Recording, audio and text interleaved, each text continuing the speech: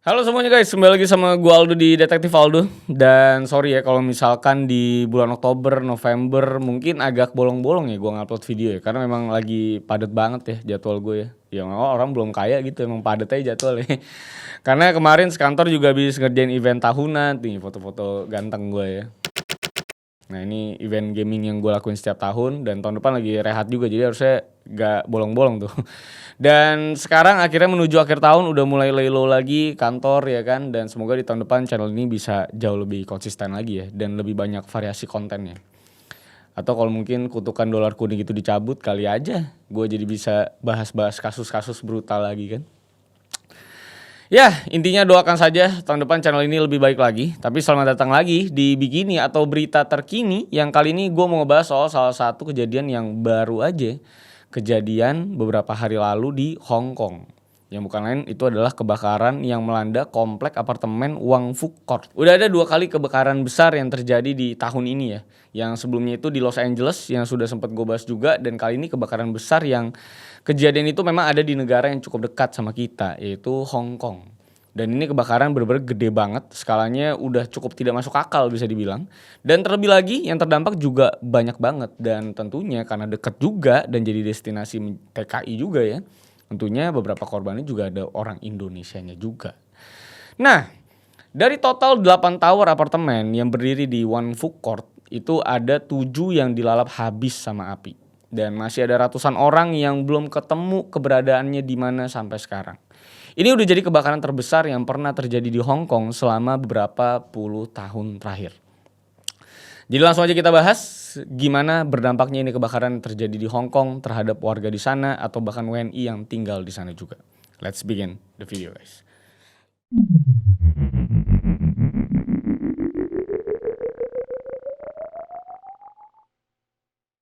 I lost myself. I waited still. Oke, pertama-tama pasti turut berduka dulu buat semua yang terdampak dan turut berduka juga ya buat yang lagi bencana juga nih di Indonesia ya. Sumatera. Nah tuh gue turut berduka juga. Intinya turut berduka banget buat Hong Kong karena ini kebakaran bener-bener gede banget skalanya. Mungkin kalau dibilang cuma satu komplek apartemen betul, tapi justru karena terjadinya di komplek perumahan yang kayak gini, padet gitu ya. Jadinya terdampak juga bener-bener banyak banget dan bener-bener bad banget lah ini akibatnya. Jadi kejadian ini itu diawali di hari Rabu sekitar jam 14.51 tanggal 26 November 2025. Lokasinya seperti yang gue bilang, kebakaran ini tuh kejadian di komplek apartemen Wang Fuk Court yang ada di distrik Taipo. Jadi komplek apartemen Wang Fuk Court ini tuh lagi dilakukan yang namanya renovasi sejak bulan Juli tahun 2024 lalu. Jadi kalau kita lihat ke penampakan luarnya pun sebenarnya masih penuh sama stagger atau scaffolding dan juga jaring hijau yang biasa berguna supaya nggak ada batu-batu dari pembangunan yang terbang ke jalan. Dari luar sebenarnya ini tuh pemandangan yang cukup biasa dan normal kalau kita ngomongin renovasi gedung pencakar langit. Apalagi apartemen yang jarak antar lantainya itu pendek-pendek. Ada scaffolding, ada jaring pelindung, biasa banget lah intinya. Tapi pada kasus kebakaran kali ini justru 2 faktor tadilah yang malah jadi sebuah masalah besar buat kompleks apartemen Wang Fuk Court ini. Oke, jadi di komplek apartemen ini ada total 8 tower dengan tinggi 31 sampai 32 lantai. Ada sekitar 2.000 unit dan juga ada 4.600-an lebih penghuni di sana. Nah, dengan penghuni sebanyak itu, kebakaran ini tuh jadi bener-bener chaotic juga karena apinya itu menjalar cepet banget. Bahkan sampai pindah-pindah gedung dan semuanya jadi kacau balau dalam rentang waktu yang relatif cepet banget. Jadi seperti yang gue bilang tadi, apinya itu menyala sekitar pukul 2.51 siang. 14.51 siang di tanggal 26 November 2025. Dan diduga apinya itu dimulai karena ada scaffolding bambu dan juga jaring hijau yang kebakar. Dan karena bambu itu katanya cepat banget menghantarkan api, akhirnya terjadilah api yang ngerembet sangat cepat dari bawah ke lantai atas. Nah chaosnya memang dari bawah nih yang ngeri kan. Sampai saat ini sebenarnya penyebab apinya itu gak diketahui tepatnya tuh dari mana. Tapi yang jadi masalah itu adalah 2 faktor yang gue bilang barusan. Yaitu stagger bambu dan juga green safety netting yang mudah terbakar dan juga bahan styrofoam yang diletakkan di luar konstruksi. Dan ini udah dikonfirmasi sama Kepala Keamanan Hong Kong Tang Ping Kung. Yang dimana seharusnya konstruksi seperti ini tuh memikirkan keamanan terutama dari sisi resiko kebakarannya juga. Mulai dari material mudah terbakar yang harusnya disimpan di tempat yang aman, dan juga dari sisi material besar seperti green safety netting yang harus fire resistant itu juga harus diperhatikan, dan itu pun sudah ada standarnya tersendiri. Sedangkan di kasus ini justru semua gedung yang lagi direnovasi itu malah dibungkus sama bahan yang sedang dipertanyakan keamanannya.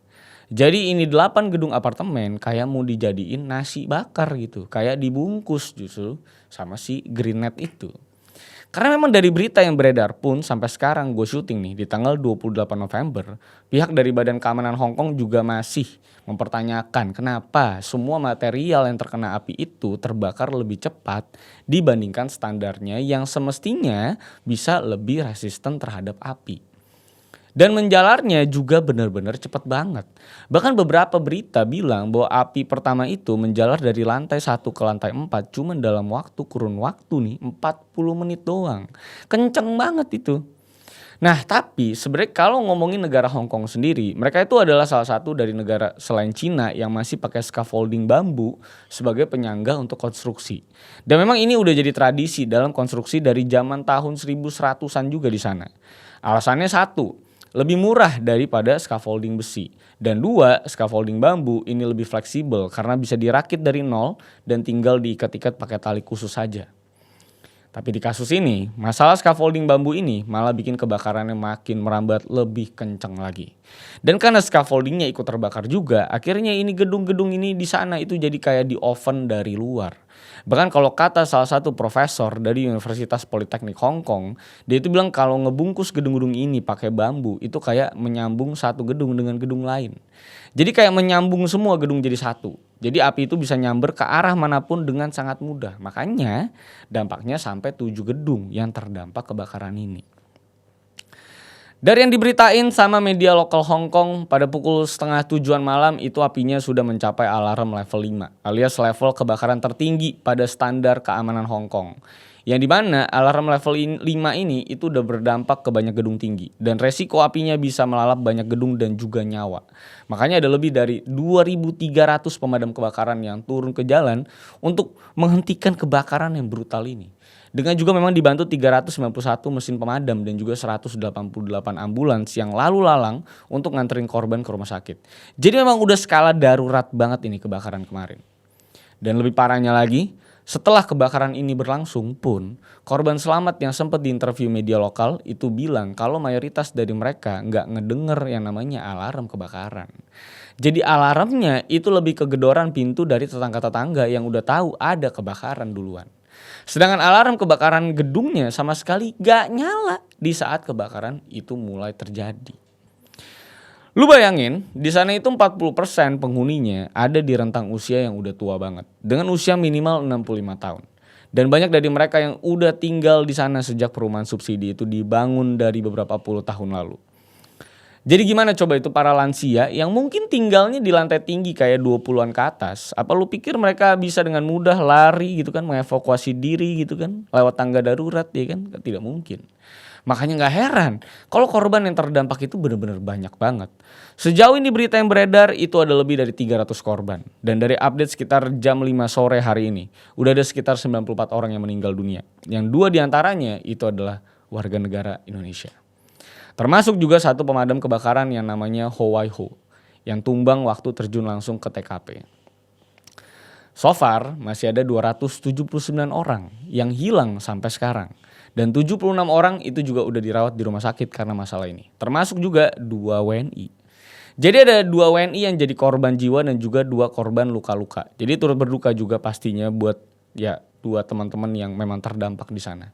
Dan juga cepat sembuh juga buat yang masih dirawat. Walaupun dari beritanya Jakarta Globe hari ini udah ada 1 WNI yang boleh pulang dari rumah sakit per tanggal 28. Ya, intinya di kejadian kebakaran yang sangat-sangat parah ini, pemerintahan Hong Kong juga sangat menganggap serius kejadian ini pastinya. Karena ini udah jadi global ya. Karena per hari ini udah ada 3 orang yang ditangkap atas alasan pembunuhan, lu bayangin. Jelas bukan karena mereka sengaja ngebakar apartemen-apartemen ini. Tapi lebih ke karena mereka menganggap remeh safety pembangunan kompleks apartemen ini. Gara-gara subsidi kali ya, sotoy dia. Yang ditangkap sejauh ini adalah 2 direktur dan juga 1 konsultan keselamatan kerja yang diduga lalai dalam menjaga keselamatan pekerja dan juga ribuan penghuni yang tinggal di 8 gedung tersebut. Karena yang jadi pertanyaan besar itu kan adalah apakah material yang dipakai itu sesuai standar dari mulai stagger ataupun scaffolding sampai ke green safety netnya. Jadi diduga makanya ada korupsi material di situ. Aduh, wajar banget nih ya. Yang lebih ya bisa dibilang mungkin mereka milihnya yang penting murah aja dan jadi kan lebih cuan gitu kan. Peduli amat safety-nya kayak gimana gitu. Karena kan tujuan dari 2 benda itu adalah buat menjaga keselamatan kerja dan juga orang sekitar konstruksi sebenarnya. Bukannya justru malah mencelakai banyak penghuni dan juga pekerja yang ada di sana. Apalagi proses evakuasi dan pemadaman api itu juga jadi terhalang karena banyaknya stagger bambu yang kebakar dan akhirnya jatuh dari lantai tinggi. Hujan bambu loh. Yang jelas bikin kondisinya memang akhirnya jadi makin berbahaya dan juga sulit untuk melakukan upaya penyelamatan dari sisi para pemadam kebakaran. Dan dari berita yang beredar, ada banyak ekspat dari Indonesia, Filipina, dan juga negara-negara lain yang tinggal di kompleks apartemen One Food Court ini. Dan KJRI Hong Kong itu juga udah ngebuka hotline darurat dan melakukan tracking untuk para WNI yang tinggal dan mungkin terdampak dari kejadian kebakaran hebat ini. Karena kan itu sih udah 99% pasti dokumen-dokumen kenegaraan juga hilang ya di lalap api ya kalau dibawa sama para karyawan-karyawannya gitu kan. Uang juga mungkin hilang dan juga harta benda lainnya pastinya. Sejauh ini apinya udah padam. Tapi pemadam itu masih siaga karena takutnya ada kebakaran susulan dari titik api yang mungkin belum padam sepenuhnya. Dan ribuan penghuni dari 7 tower apartemen yang terdampak juga udah dievakuasi ke shelter-shelter sementara yang dibuat sama pemerintah lokal. Ada yang tinggal di hotel atau di hostel dan pemerintah juga berupaya supaya ada 1.800 tempat tinggal sementara untuk para warga supaya bisa tinggal dengan tenang dan setidaknya bisa istirahat sembari semuanya diurus sama pemerintah. Walaupun memang banyak juga kesaksian warga-warga yang terdampak itu gak bisa istirahat karena shelternya terlalu padat dan juga gak layak untuk ditinggali.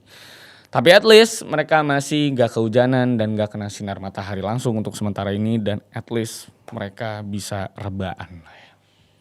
Itulah dia kebakaran di Hong Kong yang lagi besar banget. Gue berharap lu semua juga tidak kemakan sama gambar-gambar ataupun video-video AI kayak zaman Los Angeles.